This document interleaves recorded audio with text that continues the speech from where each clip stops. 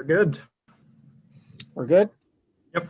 All right, so we're going to call the meeting to order. Do we have minutes to approve, Max? I'm not sure. No, I didn't have time to get the minutes done today. Okay, that's fine. Okay, so we'll go, we'll hold that off till next month. And so it takes us right to the chairman's report. And I've just got a couple of things. One is, and I actually think we should make a motion on this, is the AD Gray, what's going on with AD Gray.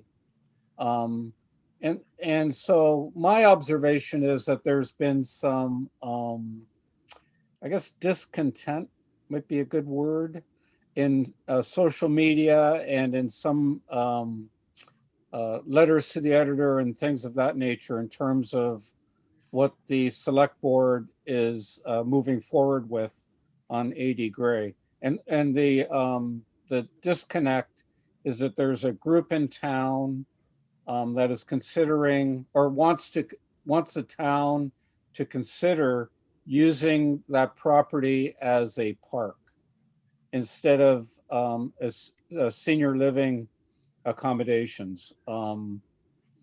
So I wanted to have a conversation on that, but here's kind of my thought. My thought is, I think the town and the select board has worked extremely hard to find a purpose for that building.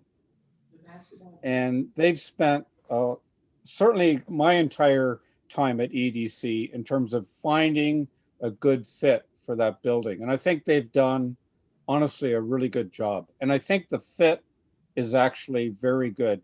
And so there's a couple of reasons for that. One is bringing senior living into that building. First of all, it gives a historic building a purpose in Waldoboro, which I think is wonderful.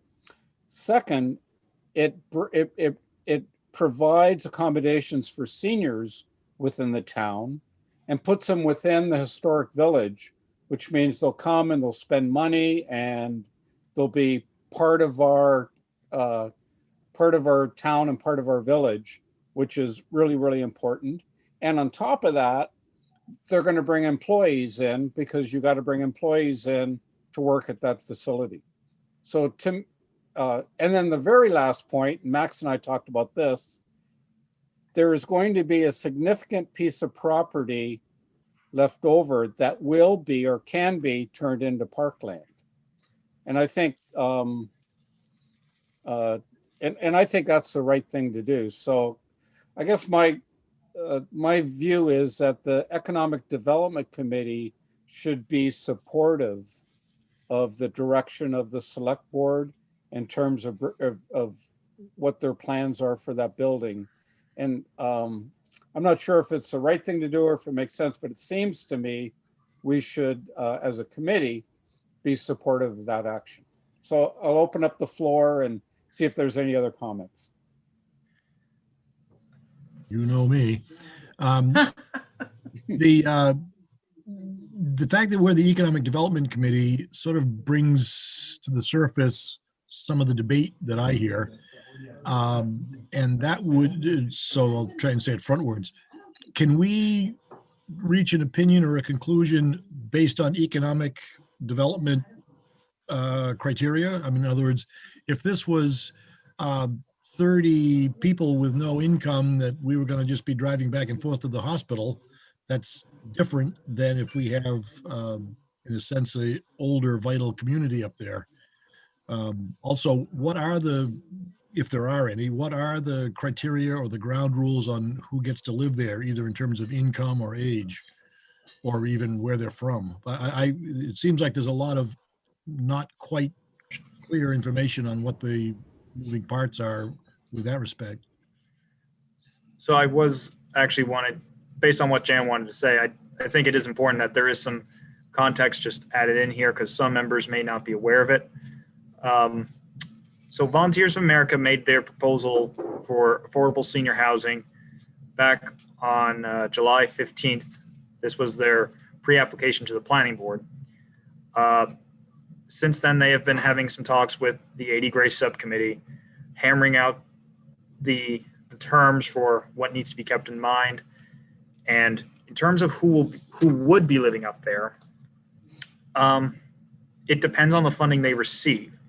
From what they've been saying since before the election, I don't know how long ago this goes, maybe it was July or August, they don't want to go for Section 8 housing funds.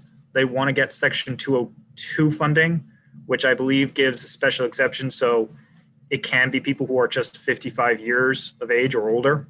And I think they're also looking for funding. So maybe it could be people who are 62 years or older.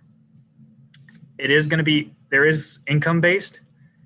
I don't remember the exact number. Bob might remember it, but I think it was, you have to make less than, I want to say it was 40,000 a year, but I don't know if I'm a few thousand off. That's in the ballpark of what I've heard. Yeah. Yeah. Now where we're at 40 now, or less. 40 or less. Yes. It might be 36 or less, Max. Might be 30. Yeah. I was going to say it's somewhere in that area. Now what's been happening since November, when the town had its non-binding warrant article saying, do you approve of this being sold to Volunteers America for $1 for up to 36 affordable senior housing units? The 80 Gray Subcommittee has been hammering out the terms of a memorandum of understanding, which is a non-binding document that outlines the position of the town and the position of Volunteers America as we go into an options agreement, which will be the binding document. Julie mentioned during the select board meeting last week, some of the items include performance bonds, payment in lieu of taxes, in case they as a nonprofit don't have to do property taxes. There is a lot that's being worked on. I can't personally say what all the benefits are right now because it's really too early to say all that stuff. And when even if the option agreement is signed, that is the town saying, for a year or 2 years, we're not going to pursue another project. But in the meantime, you better get everything settled, because by the end of that 2 years, you either are making a brand new housing units or apartment units, or you are going to have to pay us to fix up so that we can go and pursue other options. So, Bob, am I missing anything on that? No, you've covered it really well, Max. Do they have a minimum acreage that they need for their part of it? In other words, how much of the land is left if we want to have dual use up there? So one of the binding articles that happened in November was to move the 80 Gray property, the 80 Gray school, just the school, into the historic village district. That way the density requirement can actually be removed. So part of the Volunteers of America agreement would be having that 1 acre that just has the school with its original footprint from 2008 when it was closed down, and the parking right behind it. That 1.1 acres would go to Volunteers of America. The town would keep that triangle that's in front of the school. We would keep the tennis courts. We would keep the undeveloped lot right next to the school, and we would keep Philbrook Ball Field.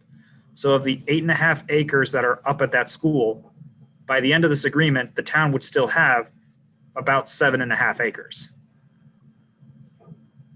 Excluding the ball field, right? The ball field's included in that 7.5. Oh, okay. So, is it a matter of open meeting discussions that both things could be going on, and why is that not getting traction? Why is what not getting traction? The idea of you can have your cake and eat it too. You could save 80 Gray, have somebody else spend all the money to fix it up, come up with some housing for people who, I'm not sure if we have extra housing now or not, but it sounds like there's a debate about that as well. But it would seem to me that there's a point of compromise in the middle where you have some nice recreational space next to a building with a bunch of 56-year-olds in it who have their grandchildren or their kids visit them. That's been part of the debate, I would say, that's been at the select board meetings and the recreation committee meetings, where, I mean, Volunteers of America, they said we just need the school, we'll do the permits and you can keep the rest. The people who are advocating for the park say you can't have it both ways. You either are with the park or you're against the park. I shouldn't Well, say that's that. a little bit rigid. I should, maybe that's too strong a language, but I believe at the last select board meeting, the presenter did say that the park has to be its own project. So I listened to that presentation, and that is a true statement. So the statement was, that question came up, and the statement was no, that the A.D. Gray School would have to be torn down. Yep. And have to become part of the park complex. Right. That the footprint. I think that's a little rigid. But Jen, what? Yeah. There are people who are supportive. I saw some editorials on support, and I think that there's I don't know how many people are making noise about this, but I'm with George, and I think a lot of people would be with George. There should be no reason why 7.5 acres isn't sufficient for that. And not to mention, Jen, that part of that there's part of that oh crap, what's it called? But there's that trail. Dual trail. There's that trail that's acres and acres and acres that goes all through that area, which wouldn't be touched at all. Right. But there was some discussion at the meeting, the select board meeting, about if there were to be a vote on this, what the warrant article would say, and the proposer was suggesting there be two options, just either the park or the senior housing. I advocate three options, the two that were mentioned, plus the one that George is talking about.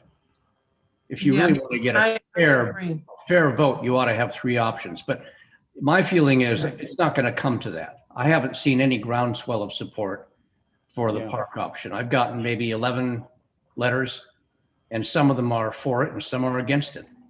So. Well, we did have a vote, and we have been working on this for at least 12, maybe 13 years, maybe longer, with a variety of different projects and different possibilities. And, you know, I don't know. Well, I love Jan's idea, if this committee is amenable to it, to endorse the Volunteers of America project for economic development reasons. I mean, if our options are ripping the building down and turning that acre into a park, that one of 8 acres into a park, or actually using that building to house seniors, have employees, spend money on refurbing the building, that's a no-brainer for an economic development committee, in my view.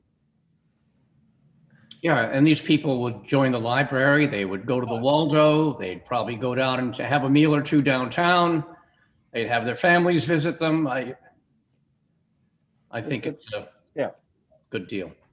I agree. They're going to bring people, families, etc., more energy into town. Yep. Could this is the option. Sorry, go ahead, George. I'm in a darker room that's quieter, but could we use our considerable clout to force or to advocate for the dual use? I mean, as I said again, the proposal from Volunteers of America was never there. It was going to be the dual use. You could certainly advocate to always consider both options. Well, no, if we didn't get to the point of a motion, but Jan's suggestion was that we should have a position on this. And if I was going to be in favor of a position on this, it would be, let's keep the building, have someone refit it, and have the economic advantage of some additional recreational green space up there. There was even talk of there's a wetland by the tennis court that someone needs to fix, apparently. that could be part of a part of a package that we would say, we like this package. I don't know if it's too late for that or if it's inappropriate, but personally, I can't see why there couldn't be dual use. And I'm not sure what the barrier has been, other than it sounds like the people in the park area just don't want a building there. And I'm not sure that seems like that's unreasonable to me. What is our situation with respect to, and I'm not sure who knows the answer to this, empty units that people might live in, or is there a present need for additional space? I think that depends who you ask. I had heard people saying that they knew older people who had to move out of town so that they could get into, some senior housing. I don't know. Who here has had to look for new housing in the last year? I'm going to guess nobody. Most of us own homes or rent. Yeah.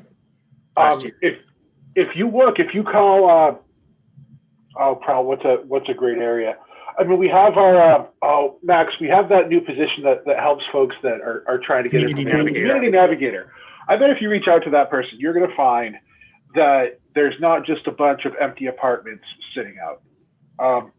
I'm trying to be careful in terms of I'm openly in support of the VOA project, and I have some very strong and loud opinions about the opposition to it and how it's been presented. I'm going to put that aside. But when people have talked about finding open apartments, no one has shared data. No one has had a metric to say, oh yeah, there's no need for this. The closest thing we heard was that people have heard things. We had one person reference Craigslist, which is the worst. That would be like saying, hey, this list of goods is not expensive. Look at eBay. It doesn't make any actual sense. There's nothing about this building that would prevent us from using any of that other space for the park. When you hear those arguments, it's just a series of straw men that have been set up. There are people that have said, hey, we need a park, but if this building exists, that would totally wreck it. This can only exist. And being honest, it's because someone somewhere just really doesn't want that development there for some reason. If there were no need for housing, Volunteers of America, I don't think would have looked at that. They don't just go converting every building for no reason. There's no advantage to them. They wouldn't make anything. It would cost them money. This isn't something someone does as a hobby. I would say they've done their due diligence. For the people arguing for and against that building existing and having housing units, they're the only people outside of the members of the select board or members of a group like this that have done homework. I think we're probably looking at people that have an issue with, not in my backyard, that kind of thing. That's unfortunate, and those are the attitudes that would hold us back. With respect to who can be there, we established, I heard a few minutes ago that if it's low income elderly, then there's a bottom, you qualify if you're below a certain income. Yep. What if you're a professional that comes to want to work at Ocean Organics and you're looking for a place to live and you make 50 grand a year? Can you live there? I mean, does it exclude people of low income, of normal income or average income? No. Well, yeah, this is more focused on the people who are getting the fixed Social Security checks, probably. But what does focused mean? Does it preclude and exclude, or does it give priority to? It would only be people who make below that income. So it could be half empty if there weren't enough low income people qualifying? Oh, I doubt that it's going to be half empty. Oh, I want to have that problem. What an amazing problem to have. Well, no, I'm talking sort of in the abstract here, because if there are empty units in the housing options Right. we've got now, Then that's a concern. That's a kind of a like, wait a minute, which is it? Aren't there spare houses? Well, And that would mean we're doing our job. If we can have a problem where we just can't find people that need low income housing, I will pay for the parade and I will throw the friggin' candy. No, my point wasn't that. My point was that if there's empty space, you have to have low income to get in. Right. Yes, that is the case. And And I have to say, I don't know what you guys are going to get when you get Social Security, but I'm definitely not going to get $40,000 a year when I'm on Social Security. just so you know. There, I expect mine to not exist. Just to, because we've kind of been going 20 minutes or so on this topic, so I just want to try and say something to maybe move it along. It is a very hot topic, and there are still moving pieces. And right now, where we're at, this is still a very early stage of it. They wouldn't be. I think Reuben said it. They wouldn't be choosing us here if there wasn't a purpose. Waldoboro does have a high poverty rate. We are the oldest count. We are in the oldest county, in the oldest state, not in the oldest country, but it would be very surprising if there is not a need. And they specifically did want to find a project between their Topsom facility down in Sagadahoc and their Thomaston facility in Knox. What do we know about the Thomaston facility? Is it a wonderful asset to the community, or do half the citizens hate it, or what do we know about that nearby model? Bob and I actually visited that. When was that? in the late June or summer. July? Yeah, It was last summer. Maybe late July. Yeah, it's in a quiet neighborhood. It doesn't look too bad. Like it looks like we went inside. It looked like kind of like a hotel in a way. I thought it was nice. Then again, I guess people don't like my taste. It's They landscaped the parking lot, which is unusual. There were actual trees planted in the parking lot. I mean, it was very, very presentable. I mean, how did the town officials feel about it? Were they glad it was there? Whatever the town government. I'd have to ask them that. It was a facility built in 2003, so I don't know who was there when it was built in 2003 that had strong feelings and what they think about it now. I can certainly. I know if it's. Yeah, because we couldn't see any of the rooms, right, Bob? No, we didn't get in to see, but we did see some of the folks who help out. Yeah, we saw the facilities, we saw the little sharing rooms. We just couldn't go into the actual rooms because I think it was full. Yep. And, COVID. Well, if we, I'm going to get back to what I was saying a couple of minutes ago, maybe. If we, as an economic development committee, are discussing this, it should be in terms of the economic impact. Right. Maybe and I've already said I think they should do both, but maybe what we need to do is actually, before we actually take a position, is to get that, do the research, as it were, to say, look, this is their analysis of what the need is, and this is what the people in the nearby town, the people who administer to that town, this is what they think. I mean, it seems like it would be an economic asset, no matter how you look at it, but unless it's empty, and then it's kind of just a big empty box like it is now. Or if there's two people in it, are they going to run it in a way that we like? There's no way there'll be just two people in there. I mean, this is a huge issue everywhere. Even a community like Cape Elizabeth was on the news tonight talking about building an affordable community down there where, certainly real estate is much more expensive. From an economic development position, I do think this is something that should be endorsed. I'd be a little bit hesitant in locking into the Parks project at the same time, because we really don't know that we need to commit to that. And it's really an 11th hour issue with a lot of energy around it. Seems to me like people have done a lot of work on this, and we've sort of had good faith conversations with this organization, and take the economic argument out of it just for a second. We should be taking care of our seniors, and we should keep them here if we can, and we should provide them with a place where they can get affordable housing, if at all possible. There has to be a need. I know there's a need everywhere, and from a community perspective, I think it makes sense economically, but I think it makes sense on the moral plane too. Take care of our elders, No, I don't disagree with you at all. What I'm thinking about is, and I don't know if this gets to be a town vote or not. I guess maybe it doesn't, but It won't be.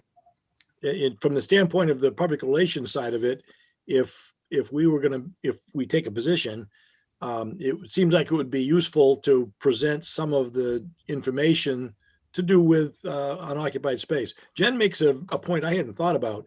There's an awful lot of us who are going to end up on Social Security who are as lovely as Jen, who are going to need a place to live. I mean, this is not like it's bringing the town down.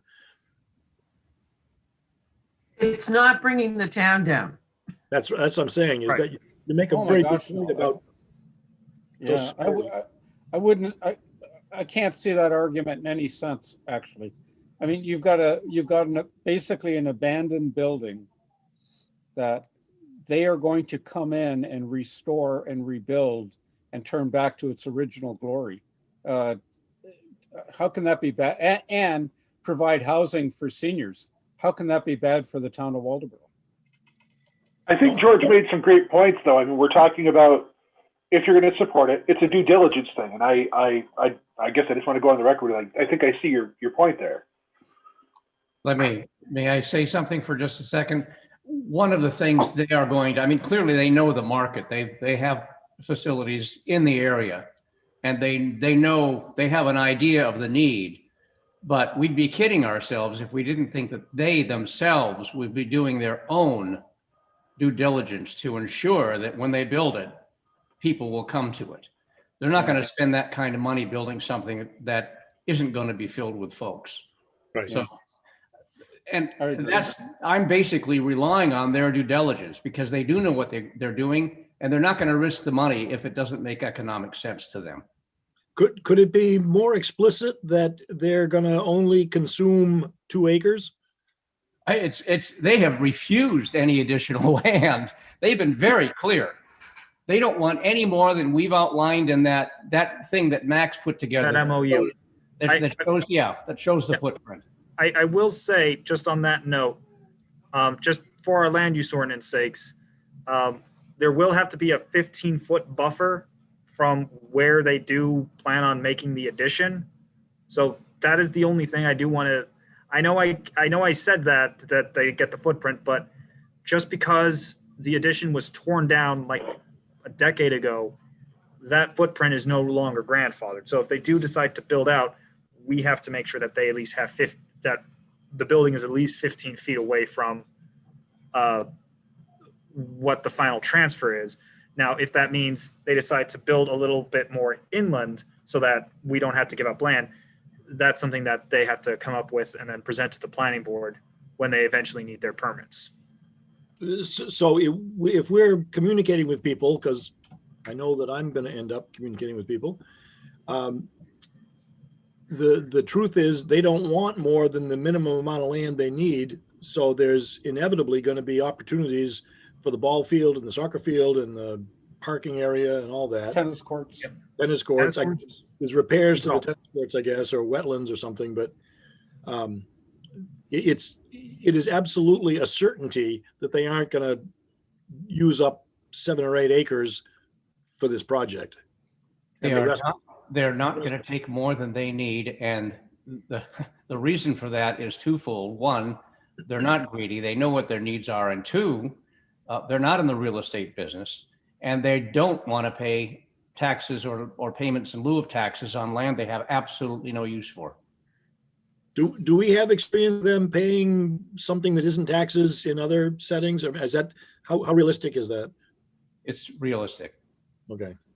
Comparable to taxes because we're getting no taxes now. Well, it's obviously going to be a negotiation, George, but it's not unrealistic at all. Right, and they did outline this some time ago.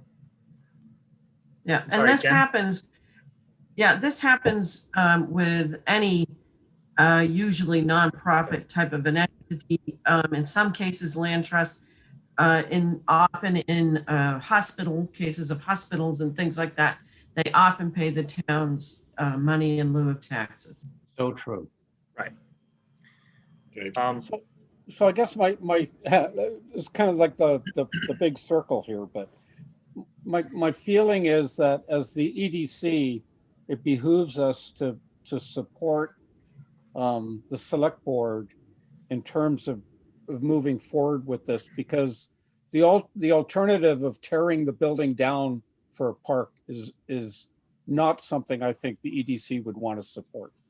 So that's kind of my I don't think yeah, it doesn't make sense when we have a real viable project that we've already been discussing for months, as well as we've taken a townwide vote that was clearly in support, significantly in support, theoretically, right? So that none of that makes sense to just trash all that. None of it. So is the rest of the committee in agreement that we should have a motion to support the select board in their activity with AD Gray? If I may make a suggestion, Yeah, perhaps the motion should be supporting the ongoing discussions with Volunteers America, just because something could happen between now and when the option agreement signed. There might, like, the details are still coming out. I don't want you guys to say you support the project with it. Like George said, I don't want you guys saying you just support the project just for the idea. You know, the negotiations are still going on. okay, that's fair. Yeah, I think Max has. I think you could put it in the context of the name of our committee and the most likely economic advantages it would create, recognizing that they're still in negotiations. Right. I don't know how you put that into a motion, but I'll leave it to smarter people than me to make the motion language, but So the motion would be to support the select board's ongoing negotiations with Volunteers of America as the EDC sees a potential economic benefit for the rehabilitation of the former 80 Gray School. write that down and vote yes. Yeah, Yes. exactly. I'm going to abstain because I'm going to get another crack at this as a select board member. I'm not abstaining because I oppose it. Yep. But I'm abstaining because I have other obligations. Well, and you've heard this discussion, and that will play into the negotiations. It does. It's an important discussion. I'm glad we're having it. Thank you. Good. So motion. Okay, so does somebody want to make the motion? I'd like to make the motion. We do what Max said. There you I go. second it. And it's seconded? Yep. All right, discussion? All in favor? Aye. I, All right, unanimous. With Bob abstaining. One abstention. Yeah. Thank you, guys. I'm sorry that took so long, but I think it was really important, and it was disappointing to me that that there was factions within town that were trying to derail that a little bit. So thank you. All right. So that takes us to oh, you know, I'm going to kind of punt this one, but I know I'm going to punt it, not really, because Max is going to talk. Are you, I think, did Bob get frozen? Oh, he's still there. Oh, he's there. All right. You've got a coat on, but it's Reason we're not stuck frozen. Okay, so Max, you're going to talk. You're going to talk keeping warm. about the Sylvania site. And I just wanted to, I put a note in my discussion to keep on talking about town-owned land and where we're heading with that. So it's an ongoing discussion, but I know you want to talk specifically about Sylvania. So Max, I'm going to hand it over to you. So, I think it was 2 select board meetings ago, Bob. The select board, Bob, can you just explain what vote the select board did that went into the newspaper? Yeah, they approved entering into a donation agreement. They authorized Julie to sign a donation agreement with Ledvance with 2 provisos. One is that they changed section 5 of the agreement, which in its original form would have required the town to approach DEP to enable the town to become a party to the consent order. In fact, DEP has said, you're not going to become a party of the consent order. This is on Leadvance. It's not going to be something that migrates to the town. And in fact, they went off and got an opinion from the Attorney General's office to that effect. The second proviso was a typo in section 11. So it's on that basis that the select board authorized Julie to go ahead with the donation agreement with Leadvance. I don't know where the agreement is at this point, Max. I know they were going to make the changes. We looked at what they'd done and had some additional suggestions to make, and I haven't heard anything since. But there's no liability that could reach the town with respect to the environmental stuff. No, and in fact, there's an environmental covenant now on the deed that is part of that runs with the deed that DEP approved. Leadvance wrote it, but DEP approved it. And it basically says you can't dig on that property unless you get DEP approval. And it prescribes building things like residences, hospitals, old folks' homes. There are restricted areas that are defined in the environmental covenant regarding the property where ongoing remediation is occurring. But there's a lot of additional room where things could be done subject to DEP approval and sanctioning. Yeah. Is it generally usable or diggable down as you get within 300 or 400 feet of the water or the river? I'd be remiss if I said I yes to that. Obviously you're going to do core samples if you're going to get down in that area. Right. I think in the more northern area, there is 2 restricted areas in the environmental covenant. There's the one big one where the actual Sylvania plant used to be. And then there's like these 2 little, I think it was like lagoon areas. Was that what they called it? Yep, they did. That was a bit more closer to the water, but that's in its top left corner on a map, if you were to look at it. What about the residence, the remains or the residence that's there? The Hofstas property. Yeah. Does that That's have an agreement as well? But it has no different status environmentally? Correct. It can't be a residential home. Correct. So what I wanted to say now that Bob's gone through all that is, unfortunately, Bill Maypower couldn't be here tonight. He's feeling a bit under the weather. But with the Sylvania site, what potentially could be done, I know that Bill and I have always been talking about EDAs and getting that done with the downtown plan. With the Sylvania site, there's this new factor involved that could change what we decide to do with an EDA. Depending on what size and scope and actual use of the property that is determined for the site, the Sylvania site could potentially be its very own EDA project. Like it could be its own big development project. Or if we decide to go a bit more smaller on it, we could have it incorporated with this downtown plan that we're aiming to do. Now, Bob did mention the restrictions on development, which includes soil testing. It includes restrictions on where you could dig and what you can develop and what uses you could do. Some people have taken that and said, you can't do anything on the site. We can do things on the site. And Maine DEP has even said that, they don't want to stop things from happening on that site. They just want to make sure that the town or whoever owns the land does their due diligence to make sure that it is safe to do any development.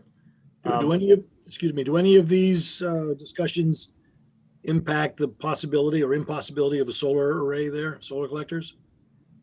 We could certainly have a solar array on there. I was even gonna somewhat get into that for a moment. I was gonna say, like, for example, the Hofstas property, a benefit of what the Sylvania site has right now is town water and sewer literally right at the site.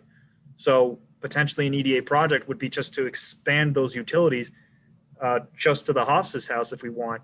And then we can open up the Hofstas house to someone who wants to be there for a retail business or a restaurant or a museum if we wanted to, or a nonprofit organization can lease it.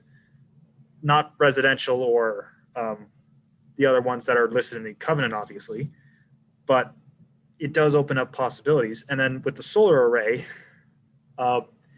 if we decide to do it on, say, the restricted area, Bob, correct me if I'm wrong, I believe we have to talk to Advance first just to see that the use would be acceptable. Yes. Yep. So Leadvance remains in the equation? I thought I misunderstood something. So, Go ahead, Max. no, Bob, you can go ahead. They remain in the equation because they are charged with remediation and they have to have access to do that.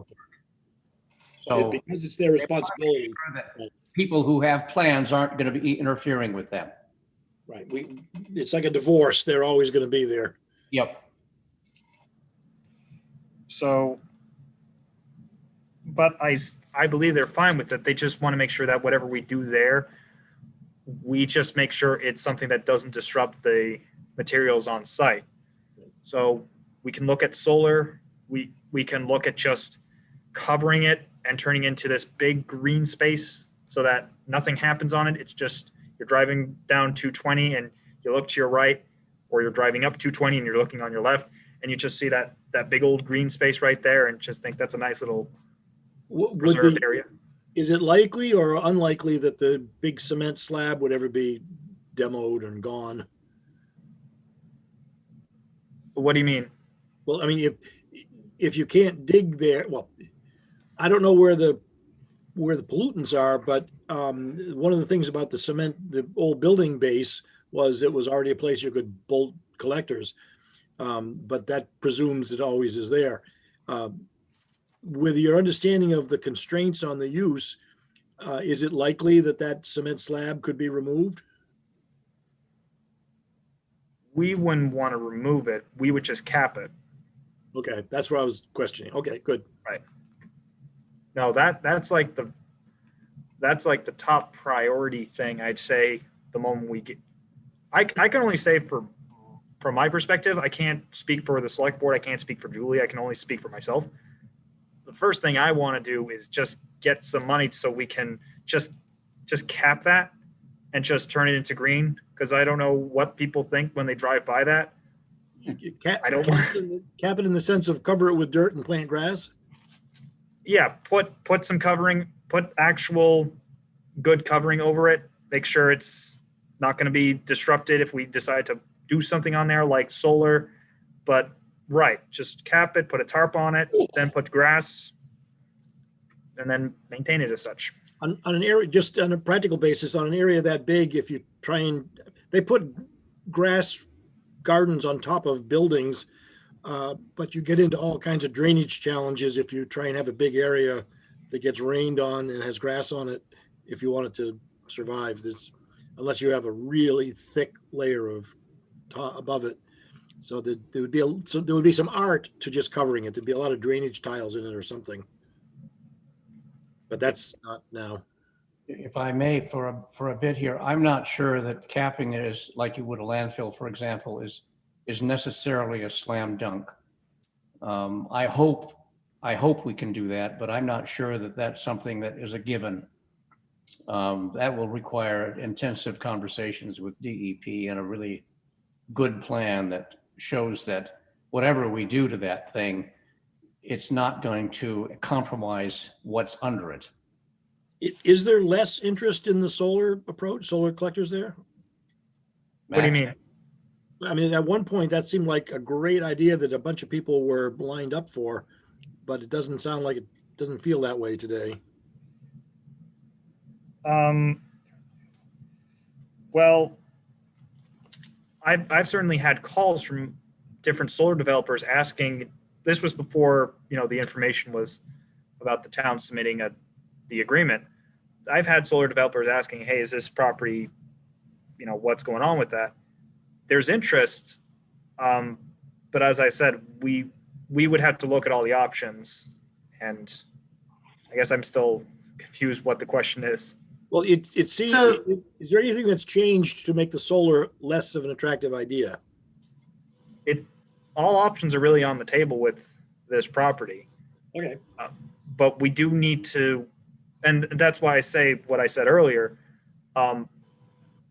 If I don't know who's going to be responsible for managing what happens to the Sylvania site, it could be the task Sylvania Task Force, it could be the EDC, could be the Conservation Commission for all I know. Or they might make this brand new committee, or the select board might make a brand new committee.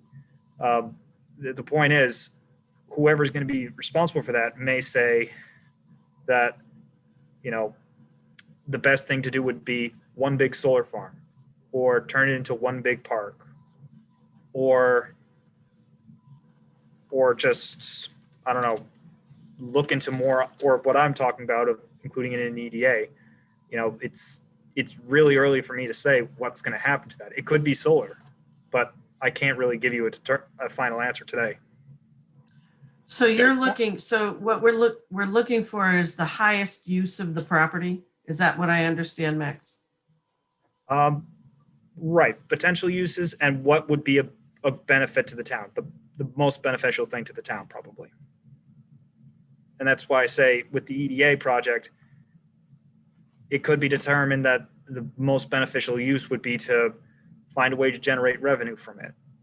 How is that going to happen? Maybe it's leasing it out to a solar farm. Maybe it's doing an EDA project so we can do some more so we can slightly develop the property, or work it into the downtown master plan with its own park idea, or a big waterfront project. Again, I mean, Max, how many acres is that site? I think Sylvania is 40, Hoff's property is 10. So 50 acres total, I think, is what we're playing with. So 50 acres, you know, that gives us a lot of options, right? Yep. You could do a lot with 50 acres. I think the idea of incorporating that into some kind of master plan or be its own standalone project, I think that has a lot of merit, actually. Right. I kind of like that idea. And I don't think you want us to go into details, right? Your purpose is to kind of say, hey, think about these things. Right. I'm only just saying because this is the first EDC meeting since the select board did do that vote. So Yeah. All I'm saying is keep it in the back of your minds, especially as we're talking about the EDA going forward. You know, is this something where we do want to incorporate into the EDA or into the downtown master plan? Or does the EDC want to shift focus and do a Sylvania EDA instead? You know, one big EDA project. Is there anything in the property that kind of categorically precludes recreational uses? I mean, if there was a playground down there, would there have to be barbed wire fences anywhere, or is this basically a benign area you can't dig in? We do soil. I think we have to do soil testing regardless, but I think in the town's best interest, we would want to make sure that the lagoon area and the restricted areas essentially are sealed and contained and not going to be disrupted. But there's nothing that we know of now that would preclude all kinds of uses. We just would have to make sure they were all right when we did them. Whatever, it's just the environmental covenant saying no recreational, or not recreational, I'm sorry, residential. Right, okay. And childcare, I think, is another one that was said in there. The environmental covenant does lay out specific uses you can't do. On any of it? On any of the property, correct. Okay. And I think I'll just forward the environmental covenant to everyone just so you can take a read, and I'll say what page you'll find the restrictions on. Good. Thanks, Max. Go ahead, Jen. Sorry. I just wanted to say thanks, Max. I think that's a perfect solution to give us a. Yep, I agree. All right. So, Max, is that it for Sylvania? Yeah, I was actually going to have the Sylvania and EDA thing as its own two separate categories, because with the EDA, as I said at the last select board meeting when the EDC was there, I kind of do want to start Bill and I have always talked about the EDA for Waldeboro for quite a while now. We wanted to get it going. You guys have the downtown master plan ready. I think there's just a few elements, we just need to start finalizing. We got our TIF. We got some design plans going on. I've actually had some students from University of Maine and Orono working on some parts that could be incorporated into the downtown master plan. Having them I have them looking at the West Main Street Route 1 intersection, the Kaler's Corner intersection, a potential little river walk or some type of walking path so you can go from the rest area all the way up to Moody's, just on some pedestrian type trails. And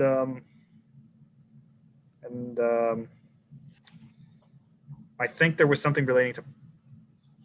I'm gonna remember the third one I was thinking of after this. While you're thinking, I think you're supposed to say "oops" now, but while you're thinking about that, I got a call today from the people who are putting the eel growing system in at the park. Yes, and they wanted permission to cut trees next week. Sounds good. So that's moving forward. And actually Ocean Organics is looking at where we're going to have to build another building because we're having a lot of business. Oh, So goody. with respect to TIF. the TIF, there's maybe 2 significant buildings that should play into In that. there. And actually, I know it's not on the agenda, but this is something I wanted to bring up relating to the TIF. There, with the 2 solar farms that have been developed, unfortunately, we can't get the first one that was done. But for the second one, I'm wondering if it would be I'm going to do research on it, but I'm considering maybe the town should look into. We have a few acres open in our TIF. Perhaps we should be including either a solar farm or another big project that's recently happened in town into the Waldeboro TIF, so we can start getting some revenue from that as well. Yeah, I mean, if there's an opportunity to get revenue, let's do it. Yeah, that's brilliant. Yeah, I agree. So that's something hopefully I'll have ready for next meeting so I can say, what a town has benefited from with having a solar farm in a TIF. It'd be nice to have a recommendation from the EDC. Yes. The EDC, this EDC amending the TIF. Okay.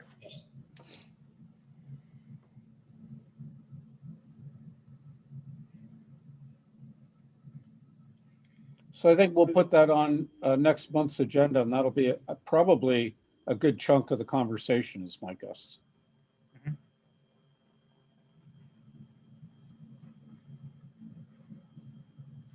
Bob, you wanted to talk a little bit about promoting / branding Waldeboro, which Jen, George, and I talked about a little bit at the last select board meeting. Yeah, I just thought it would be helpful if the 3 of you could sort of recap what your thinking is on that and maybe indicate some of the ideas that seemed interesting and worth considering. Yeah, so I can do that. Oh, go ahead. I was just going to ask Bob, what in particular struck you when we were talking? Because I felt like we were kind of throwing a lot of ideas around because we weren't quite prepared to have something that formal ready for the select board. Yeah. Right. So, and I'm also wondering because there are some interesting changes over the last year with the 2 new solar fields and, more activity going in that direction. When you're talking about marketing and branding, what exactly are you looking for, Bob, in terms of concept? I think all of us on the board are looking for something that resonates. We talked about Waldeboro being hub of the Mid-Coast, which is an angle that this committee has taken.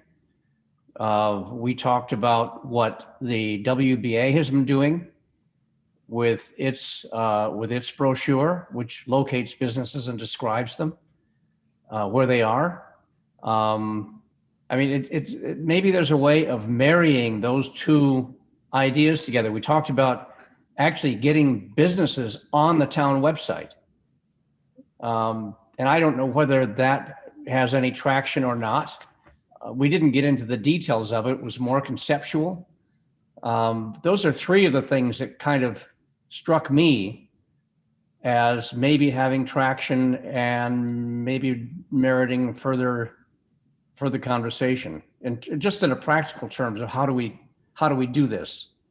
those are two different things those are different from branding. Well, When you- you're right, but I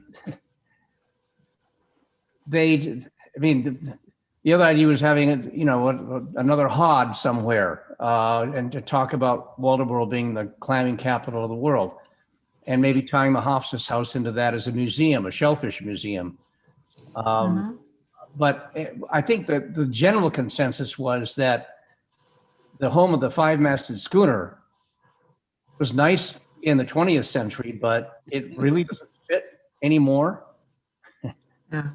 It, So the thing too is that I think things are starting to, with some of the new families that have come in, but also I don't know if there's more of these solar fields going to be built or not. That alternative energy is an interesting kind of a branding in a sense, and of course, because we are very deep into the conservation pieces to keep the river really in good shape, that's another kind of a brand in its own way with the idea of generating alternative energy. You could, if you're just thinking about a branding concept of who is this town, like what's the town's focus in a sense, and those are considered assets as well, right? So those are like with what we have in our brochure for the EDC, we have a list of assets that the community presents that would be attractive to businesses, we hope, and or families. But the Waldoboro is a much more diverse place than it was even a year ago in that sense of what's starting to be built here. And there are people who use some wind power. There's a variety of ways to look at that part. The other part, Bob, that you were talking about, the part about it sounded like there was one part about how do we support our businesses, and the other part of how do we attract, or what's our brand for attracting businesses. Am I wrong about that? No, you're not, but I didn't see them necessarily as two separate things. For example, one of the things they're suggesting is that we encourage the businesses to put out flower boxes with the blue and yellow color scheme. Oh, that's interesting, because we've been putting out flower boxes for years. Right. But the Maybe idea, maybe it was Jan who I forget who had the idea, but why tell people what color? Why tell people what color to put in their flowers? No, I'm not going there. That was just the idea that was put out. Oh, okay. Let me weigh in just for a second, if I could. When we talk about branding, I'm immediately trying to picture the short phrase on the "Welcome to Waldoboro" sign that doesn't say "Home of the Five-Masted Schooner" anymore.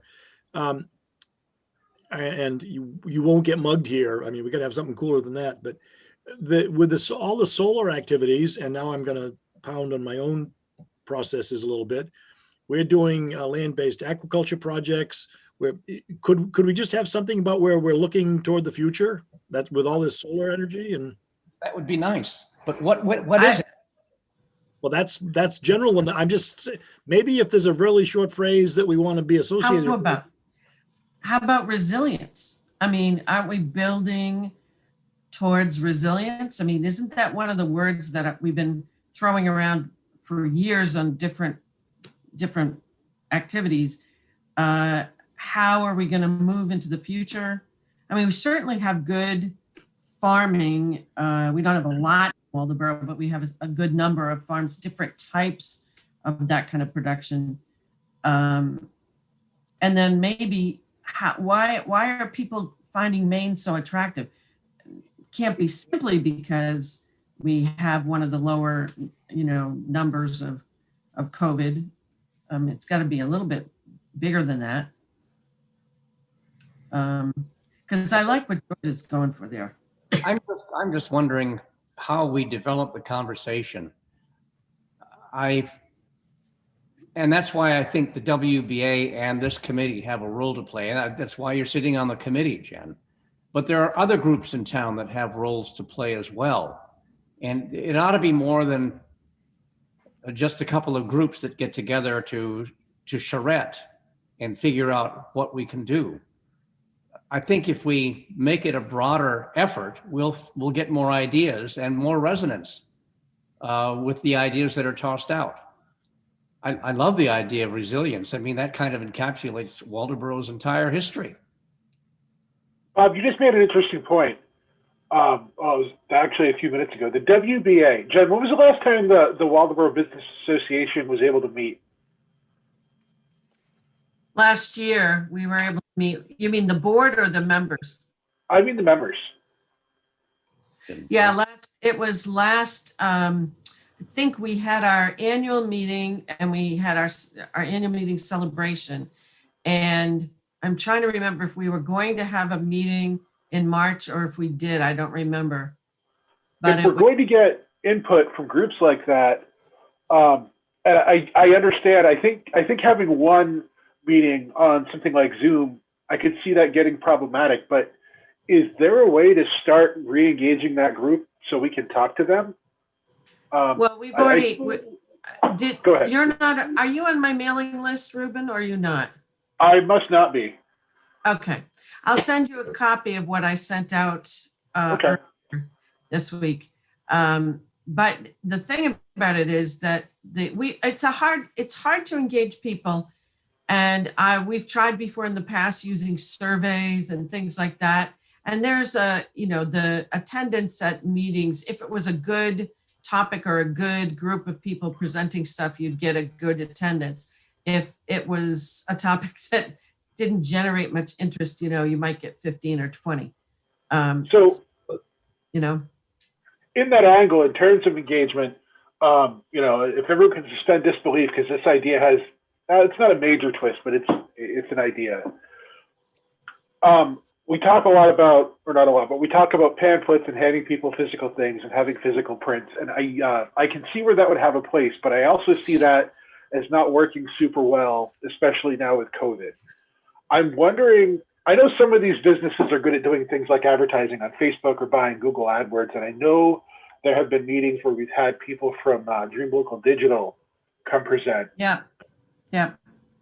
So when we talk about things like TIF and there's some kind of, tax incentive or forgiveness, is there something smaller Waldoboro could do? Like, could there be, hey, we'll take up to $50 off your taxes for the year if you have a receipt that you spent that on Facebook ads for your business in Waldoboro to start to draw people in? And my thought is that might make people take what they think is a risk using something like that.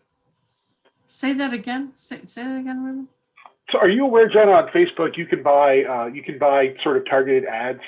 Yeah, we did that. That's how we did all of our promotions for getting people to come to the that presentation of social media advertising. Have we talked to businesses specifically about using tools like that to increase people's interest in coming to those businesses in Waldoboro? There are some people who are very good at that, who do it regularly. And then you have there's a divide kind of, in a sense. There's a younger business owners who are all digital, really don't see the point of any paper or anything. And then there are traditional businesses that are looking to be in a brochure because that's how they are comfortable. One of the things that the WBA board agreed to is that we're going to put a proposal out to have our website redone. And in the meantime, part of that project will be, we're going to create a digital map and guide, which will map our businesses on a map. And so it'll be location, it'll be mobile friendly, and it will have a little bit more room for information and photos and stuff than the website does. Mm-hmm. So that should help digital attraction, people driving through, they should be able to see that. But and we had 2 or 3 workshops over a period of 2 years that were really focused on getting people more comfortable with social media advertising and social media marketing. They were good too. Yeah, they were good. Yeah.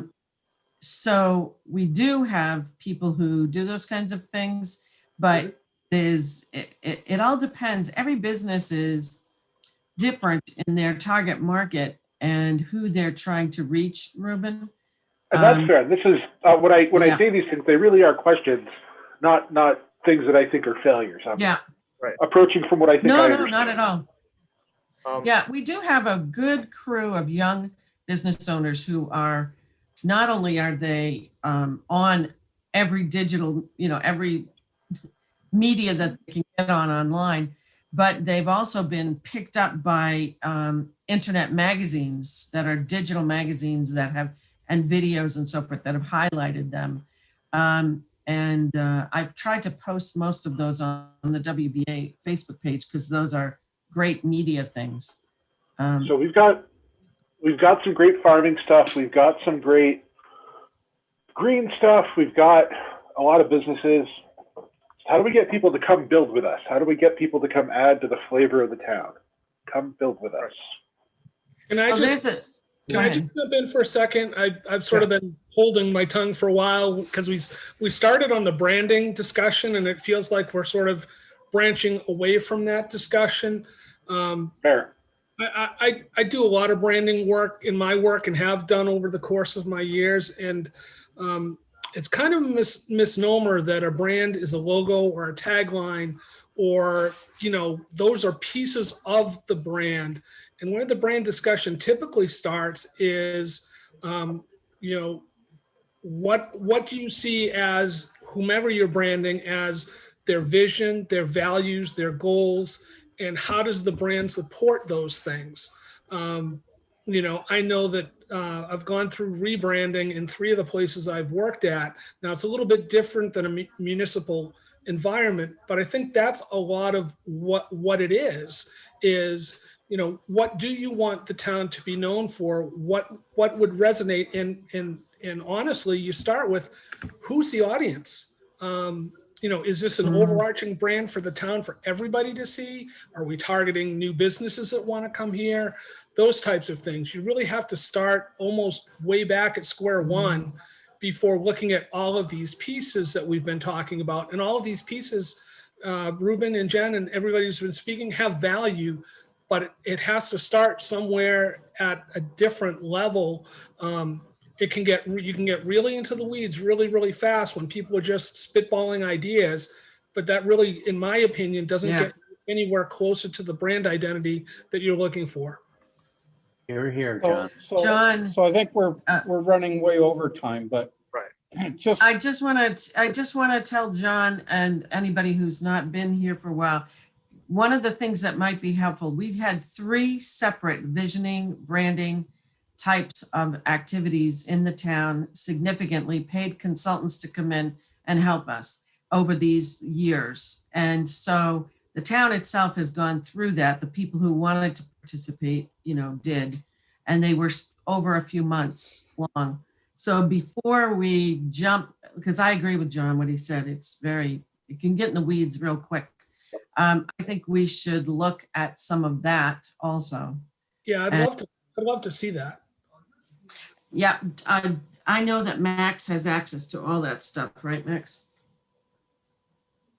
Sure, I will look in my office and I'll try and see if I can find all that stuff. It should be on email. I mean, it should be on the internet. Filed like in the computer. I think Max, if we go to the town website, what do we find our the EDC brochure, for example? Because we spent months. I know. We spent months trying to brand. I know. Waldeboro. There were all these things that I did need to put on the website when the website was done. The website was then done. And then it's just been months of me being extremely busy every day. I'm in Waldeboro. And like just today at a Conservation Commission meeting at 3 hours ago, one of the members pointed out, you still have Jan as a member of the Conservation Commission and you don't have all these people included. I'm like, that is a simple thing I could have done literally in 5 seconds. And I did it at that meeting. So the brochure is something that I just need to walk in, not look at my emails, and then I can probably put the brochure on tomorrow morning. I just need to find a So- PDF of it and then do that. So for the new members, I think probably maybe 2 years ago, I think it's 2 years ago now, we actually developed a doing business with Waldoboro brochure. And we spent many, many, many long nights arguing these very, very points that we're arguing now. And actually came up with what some of us thought was a fairly good approach to doing business in Waldoboro. But, I mean, things change and we can have new, fresh ideas. But at the very least, I would ask the members to dig that brochure out. If Max could get it on the website, that's the easiest way to get it. And have a read through and see what you think of those. I have those seen that. ideas. I have seen that brochure, and I think it's fairly well done. But I don't come away with that with the sense of what Waldoboro's brand is. You know, it's a service line brochure for the town to a certain degree, and there's lots of good information there, especially for somebody like me who is new to the town. But I don't see that as reflective of an overall brand strategy of any shape or form. It is a really good document, though. So that's a good point. So let's table this for now because we're over time. We still got some items to get through. But I'll get it on the agenda again for next week, and we'll spend some time. But so John, the question I'm going to ask you next month is, can you give me an example of branding of a town of our size in the area that we could look to and say, wow, that's such a great idea? That's a challenge, John. John, you muted. Yeah, John, you muted. I'll do some research. I'm actually. It's amazingly difficult. It's equally important to find examples that were disasters. Yeah, good point, George. Yeah. I mean, Yep. It may not have to be towns, but if John doesn't mind talking about the ones that he's worked on in the past, I think that would probably be a good. The thing is, when you're with a company or a business, it's so much easier. No, but I still think it would be like what the thought process was to get to that conclusion is what I'm getting at. Because maybe it's something that we would agree with in that sense. The point that John made earlier that I think needs to be restated or repeated, that I think I understood, we have to pick the audience. I mean, if I'm trying to convince someone to bring an aquaculture business here, it's a whole different conversation than if it's somebody looking to retire on a nice street. The audience is everything, I think, is right. And so the challenge becomes keeping it broad, keeping that audience broad enough that it makes sense, but narrow enough that it makes sense. Or the alternative is to segment your market and approach each market, as John has so eloquently pointed out, in a way that targets that market and still relates it to Waldoboro. Yeah. Right. Maybe it's not a brand. Maybe it's a series of brands that the universal. This is now, we could turn off the recording, but in 1977, what I thought of when I was looking at the map is Waldoboro is a place that's not as expensive as the towns nearby, and it's quite beautiful. But I'm not sure that's branding. But that was the reality that got me here. And that's in the brochure. Yeah. Indirectly, yeah. I think we mentioned that we have locations available at reasonable prices, kind of thing. But I mean, that was a driver when I was picking my acreage. Yeah. So I don't think that's changed a whole lot. No, I don't think it has. All right. Well, thank you. So, Reuben, any updates on communications technology? Just a short one. So we have, let's see, our new poles are installed. They've already gone over that. Charter sent us an email update a few days ago. Their construction is still waiting on Consolidated Communication to come out and move their phone lines. Charter's electrical equipment that will energize their expanded network is now in place, has been inspected, and is online. I have sent some technical questions out I have asked Julie and Max if they can pass those on. I'm not repeating those questions here because I don't want anyone to hear them and mistake them for things that will definitely happen. Yep. And that's where we're at. So once those lines get moved, Charter can install their network. So we're really just waiting out. As is Charter, everyone's eager to get that piece done. Good. All right, great. Thank you. John, update on COVID? Well, there's been some good news on the vaccine front. The last couple of weeks, we've gotten more vaccine than we anticipated here in the state of Maine, and we anticipate another couple of weeks with a little bit more vaccine than we anticipated, but then the rumor has it that it'll slow. One of the challenges we have here at Lincoln Health is we don't know what we're going to have for vaccine for next week until Thursday of this week. So in terms of, filling the schedule, we can fill it fast, but because we're linked to the main health call center, that's the major number that drives the appointments. But it's kind of difficult for planning. We have a clinic down in Boothbay at the Boothbay Region Y. This week we'll do 1,400 vaccines there, 900 first doses, and the others are second doses. The state, as you probably heard, is opening up the vaccination process to people age 60 and up, and has adopted a new age approach to the vaccinations. So it'll be 60 and up, and then next month it'll be 50 and up, and so forth. Lincoln County is doing exceptionally well in vaccinating its population. 72% of the people in Lincoln County in the current age of 70 and up have received at least one dose of the vaccine. Comparing that to other counties, it's the third highest percentage rate of any of the counties in the state. So Lincoln County is doing a phenomenal job. I can only say from my experience, I'm at the clinic one day a week, and it just runs so well. It's so well run, well organized, and people are raving about that. The one concern that I think you're hearing a little bit on the news today is there's been a slight uptick again in cases. But it appears that we're all moving in the right direction long term. The one thing that we always caution people at Maine Health and at Lincoln Health is there's still a long way to go here. So, wear your mask, keep doing what you're doing. And, the reminder is, unfortunately, the vaccine is incredibly effective.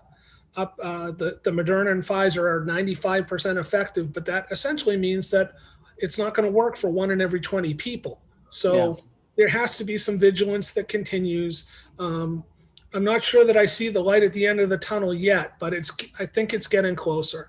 And no idea what the new normal is going to look like, but I think we're getting to the point where if we stay vigilant and we keep getting those vaccines in people's arms, we're going to see a much better outcome, in terms of people getting closer to what normal used to look like. So it's going very well. I know I got my call on Friday that I'm on I haven't got an appointment yet, but I'm on the list. So yeah, we had a real challenge when that system was rushed to launch, and there were no confirmation calls that were going back. So people were getting nervous about, did my registration go through? Am I all set? We addressed that as quickly as we could, and now we do have consistent messages going back out to people so that they know that they're still in the queue. Yeah.